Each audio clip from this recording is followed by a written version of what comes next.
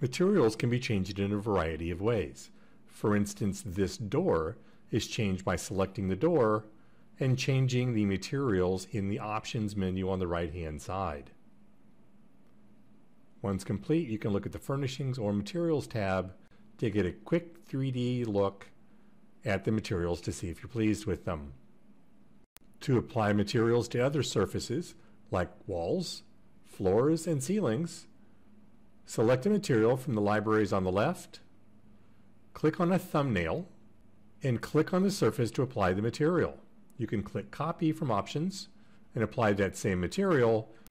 You can also select the Repeated Choice option, which allows you to apply materials to multiple surfaces without selecting it each time. From the Material Tools, click Zone. Material zones are areas that you place on surfaces, and it allows you to place one texture in the middle of another. We'll place a zone here in front of the garage on both sides of the door.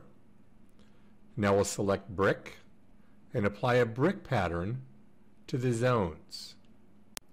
This is a great way to add wainscot both inside and out. Next, to apply materials inside, the first thing to do is turn off the roof and click all levels and turn that off as well. Notice you can't see inside yet. It's because you're on the second floor, so click first floor, and this gives you a bird's eye view into the floor plan. This sometimes makes it easier to edit, especially when you're decorating. Choose a library of colors, select a thumbnail, click to place, and copy the material over to different wall surfaces. Now we'll do the same for the floors. We'll select a carpet and apply it to the floor, and you'll see that it applies it to the entire space. If we go in and change that from carpet to a hardwood floor, we'll select a hardwood floor material, and again it changes the material but for that whole space. In this case we want to divide the space, so we'll go back to Layout and we'll select Hidden Wall.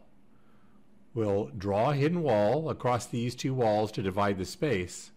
Now the difference is, even though there's no physical wall, it actually divides it into two rooms.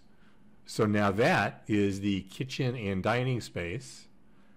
And if I apply a material, you'll see that it applies it separately from the rest of the living space.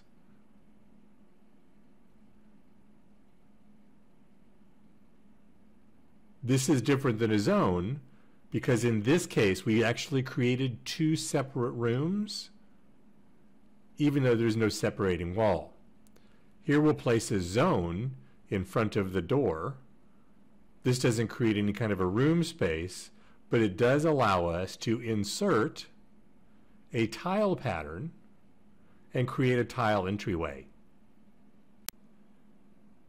And once the zone's been placed, simply select the desired material and apply it to that zone. Now we have a tile entryway in our carpet floor.